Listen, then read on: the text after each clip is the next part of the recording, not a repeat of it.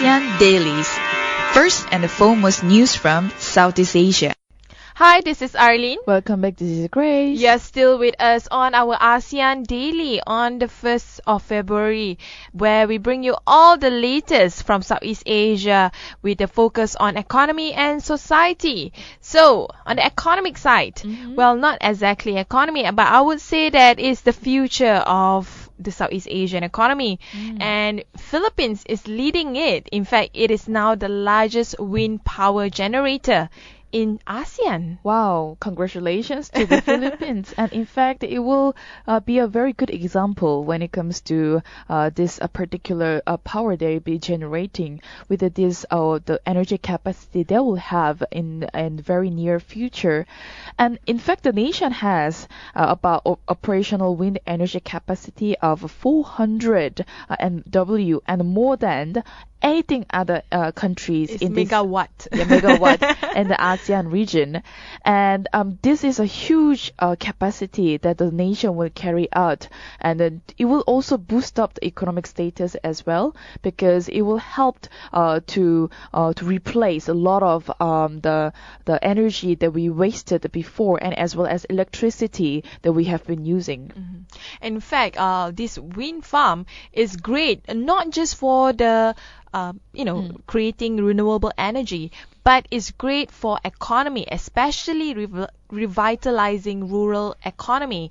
Each 100 megawatts of wind developed in southwest Minnesota, for example, this is in the US, has generated about $1 million per year in property tax revenue and about $250,000 per year in direct lease payments to landowners. So you know that if the same model of wind farming is being transported in Southeast Asia, governments will actually make more money, which is great, because a lot of the urban areas in Southeast Asia has really been so populated with a lot of people that a lot of countries are neglecting the rural economy, and this could be one of the venture that the government could see. Yes, and this will be a really, really good investment that the government will make in order to achieve this renewable energy, especially the wind energy capacity that Philippines holds could be the largest one in the ASEAN region. Obviously, they have so many monsoon and all these tornadoes and stuff. So it is good that they are holding this power to show an example of how they will manage this renewable energy, especially in the Philippines. Yeah. And moving on to another economic news that is definitely gaining ground is Made in ASEAN initiative on cards. We all heard, a lot of people taking pride of their own country being the country of origin for all for products. Like, in the past, especially in the 80s and 90s, when you buy stuff that is made in Japan, it's actually a cool thing. Japan would probably be the only the only Asian brand that is being seen as a reputable brand, but now we are looking at Made in ASEAN brand, and I think it's a great thing.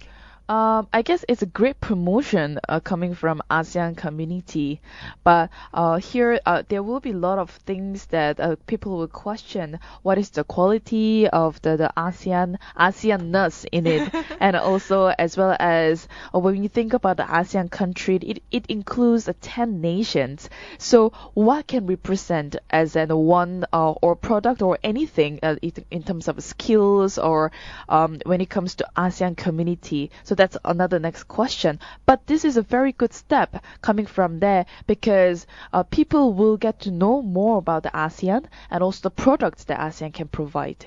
And in fact, just to divert to the news where this idea of Made in ASEAN started, is Thailand would be setting up with a Japan External Trade Organization, or short for JETRO, and ASEAN members to push forward with the Made in ASEAN initiative, making certain products to the same quality standards. So I think they are addressing the quality question that you raised just now.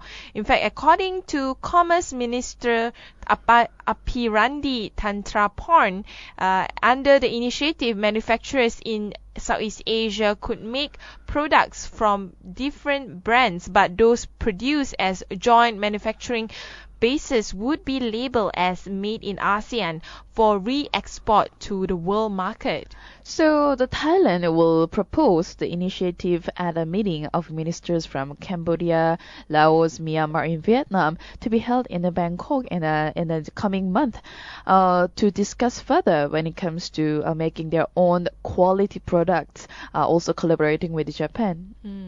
And we move on to the arts and culture side of Southeast Asia. Have you ever watched Netflix before, Grace? I have, and it's very convenient, and more choices there, and at cheaper rate. Yeah. And in fact, I was just scrolling around YouTube, and it's kind of interesting to see it has spawned into its own pop culture. There's this thing called Netflix and chill, where it's supposed to be like the next gen of dating. I guess so. Instead of asking a guy asking a girl out on a drink or on a date for dinner, they actually ask the girl to the house and watch Netflix together. But the problem is, some countries in Southeast Asia have blocked Netflix, and the biggest one would be Indonesia. Oh.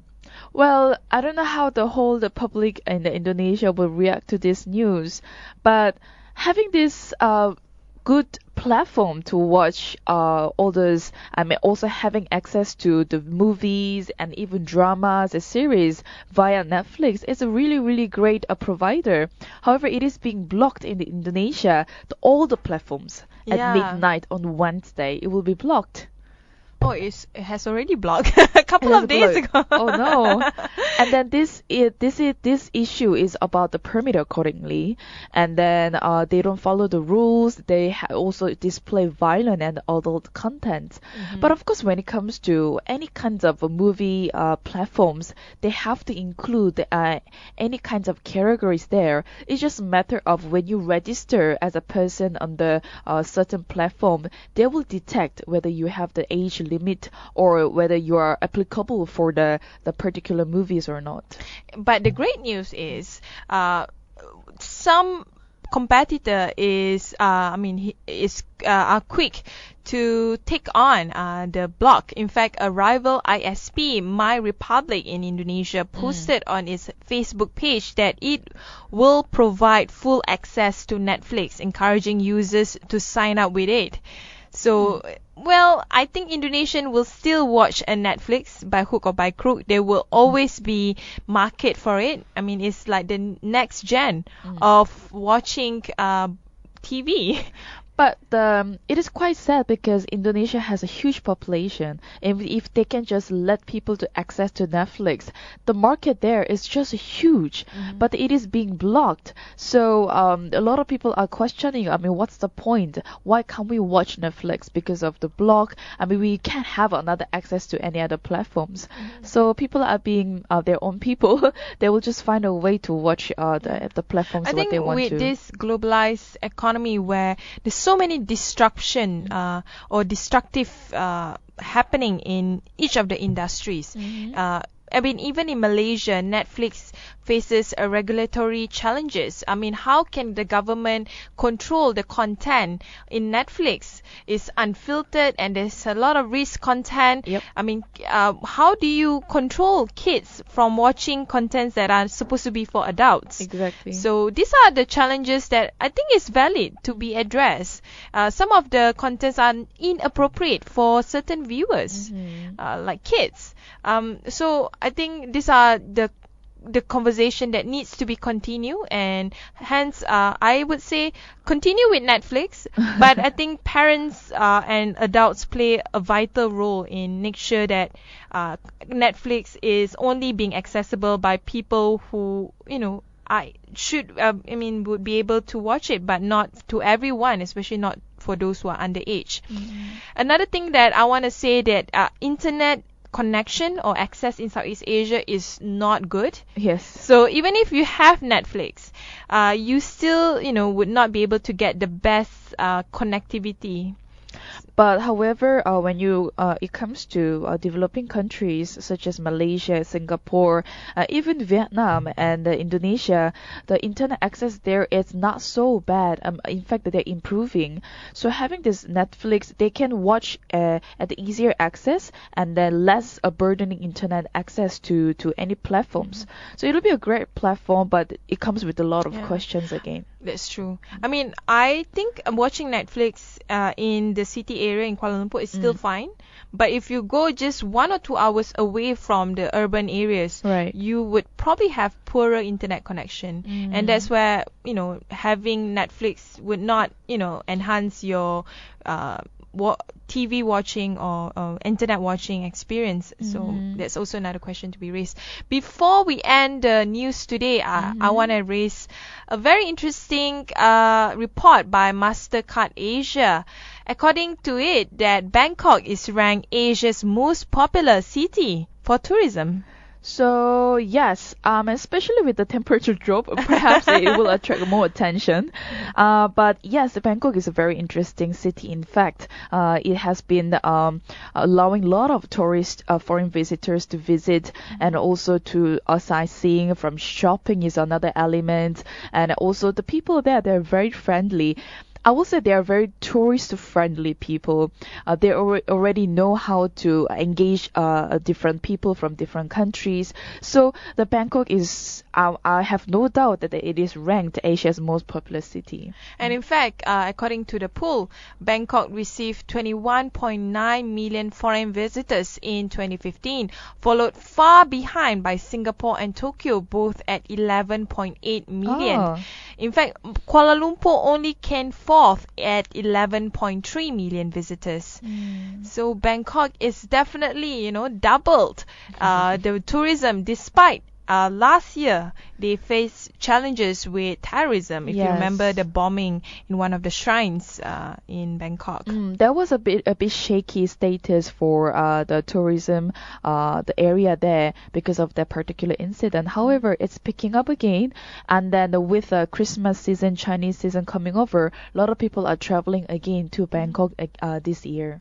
I have a full list of the top 20 rankings of countries within the Asia Pacific that is popular among tourists. Of course, I mentioned Bangkok, Singapore, and Tokyo, as well as Kuala Lumpur. But Seoul at number 6 received 9.2 million arrivals by foreign tourists, while Bali, unfortunately, at number 9, 7.2 million tourists. I don't know why people don't visit Bali anymore. Could be because of terrorism risks. And the other rankings would be number 18, Beijing at 4 million arrivals, not a very good number. And also Phnom Penh made it into the list at 3.7 million. So I think all these places, they have to work hard to get more visitors coming into their shores. Yes, for sure. I think Seoul ranked pretty high because of the media that has played a lot of a huge part there. You mean K-pop? Yeah, of course, and also drama. A lot of people are visiting, and also with the help of AirAsia dropping price to visit Seoul, I think they also help a lot.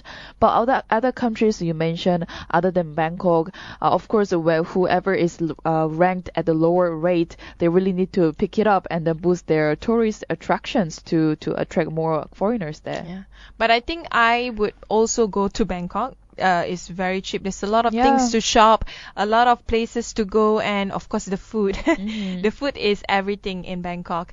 Anyway, that's all from us today. Thanks for listening to Durian ASEAN. You can always catch us on our social media, Facebook, Twitter, and Instagram. We also have a YouTube channel, so do look for our podcast on YouTube. But not only that, we have our website, durianasean.com, for more content that you can look for. However, if you're on the go and you have no access, you can always download our app, Durian ASEAN.